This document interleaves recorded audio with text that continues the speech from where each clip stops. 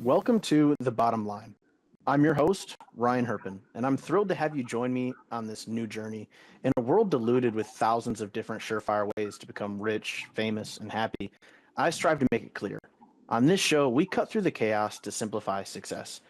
I believe success isn't given, it's earned, and the only way to earn it is to become a person who deserves it.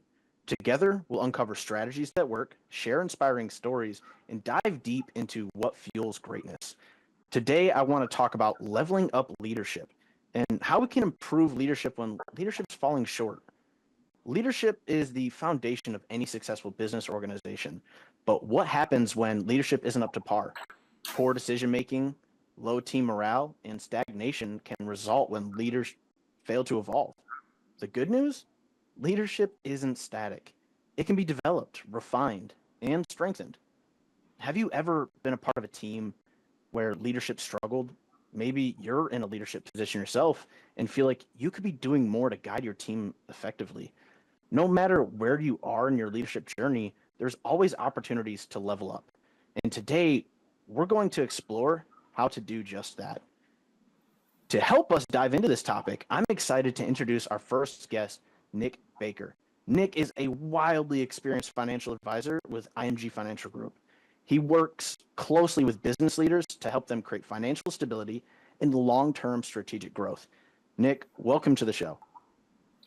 Yeah, thanks for having me, Ryan. I really appreciate the intro. Good to be here. Excited to be your first guest. Yeah, it's an absolute pleasure to have you with us. There are many different avenues of leadership, but I want to get right to the bottom line and talk about the hard topic of financial leadership. From your experience, how does strong financial leadership contribute to the overall business success? Yeah, no, it's a great question. I think that in general, we help a lot of people with their personal finances. As you've experienced, everybody watching, listening, your money is very important to you.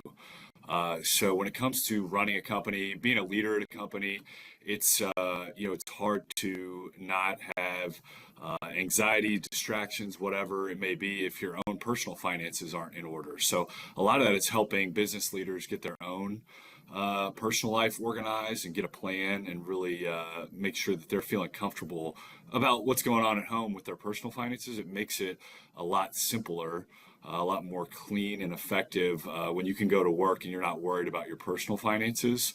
And then you can be a more effective leader. But also on the human side, most of us worry about our money, the safety of our money, the longevity of all of that. So when you think about the people that you work with or your employees, the people that work for you, anytime that they have less stress around money, it just filters down from the top. And it really benefits everybody to be prudent, to be responsible.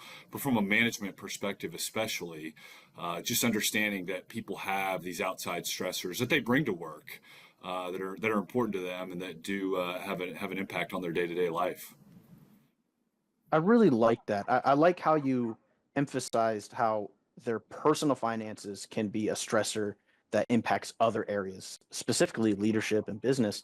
I find that really powerful and something smart to really think about. If you can't control what you have outside of work in business, how can you expect to control what's with inside the business, right? So that leads me to another thing to really kind of bring up it baffles a lot of people. What common leadership pitfalls have you observed in business owners, and how can they overcome those? Yeah, I think a lot of it is, one of the things we just touched on is making sure that your personal life is in order. I always use the analogy, it's kind of tongue in cheek, right? But if you went to the gym and you were like, hey, I want to get in better shape and I want to be healthier and all this stuff, and you show up and the trainer that you meet with is, morbidly obese and doesn't look like they're in good shape. And right, it's just kind of hard to take advice from somebody like that, right?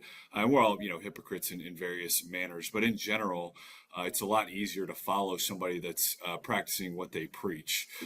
When it comes to management, a lot of the pitfalls have to do, in my view, It's really a lack of empathy, but then also accountability, right? So we have to really make sure that we're bringing our whole self to work. And just like I said, right, you understand that people have these other problems. They have health problems, they have financial problems. And so when you can treat somebody like a whole person and know that they bring their whole self to work, you can acknowledge that.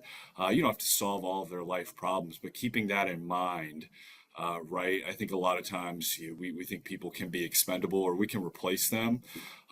In some instances, you can, some employees, the nature of the business might be more transactional, but we've often found that the more you can treat people, like you would a friend or family, and treat them like a whole person, acknowledge that there's other things going on, really just have a conversation, right? And everything leads back to communication and how good of a communicator you can be, the questions that you can ask. I think most of the problems, I think we'd all agree, most of the problems we have in life are really just a communication issue. So taking a step back and trying to figure out if everybody's on the same page. Oftentimes we're not, but figuring out how to ask the right questions to get there. And then when you factor in that we're all bringing different things to the table from our life, our personal life, our business experience, really just trying to keep that in mind as you go about the day to day. It can be challenging. I really love that. There's a lot to unpack there, but there's one thing in particular that struck something deep for me, and it's a serious core value of mine, and it's accountability. And I think something that is overlooked a lot of the time is the accountability aspect of financial discipline, right? We look at accountability when it comes to metrics in the business for all different kinds of things, efficiency, effectiveness, as well as management. But where is that accountability for the financial side of things, right? Especially in like a home life, right? Husband, wife, where's that accountability coming from? If you're the one managing it, the one that's responsible for it, who's going to keep you to a standard of discipline and straying away from the automatic pitfalls of hypocrisy? Like you said, we're all hypocrites in some things, but it's I liked your analogy, the example that you used of you wouldn't go to a physical trainer that is obese, right? It doesn't really present what it is you're after, and it kind of can hurt that trust. So if your finances were out there in the open for everyone to see, what would it express to the people that are in your charge? If they could see how you manage your own personal money, how would they feel about you handling the business money, right? Yeah. And I Oh, find that totally. accountability aspect really, really critical. That brings up another question. Where do you find business owners can find that accountability in their personal life that can carry over to their business life? Yeah, that's such a great question, and I was hoping you would go there because I think the answer is as much as you can definitely implement things into your life to help have other people help you and systems help you with accountability. But what I've realized, and I think most people realize, is that for the most part, nobody's coming to save you.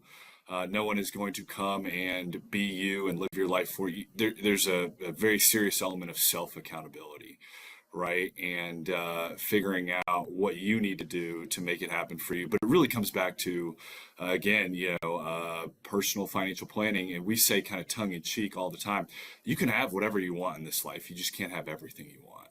Right. And so you have to figure out what it is. If it's 15 things that you want, right? We help people whittle it down to maybe the top five.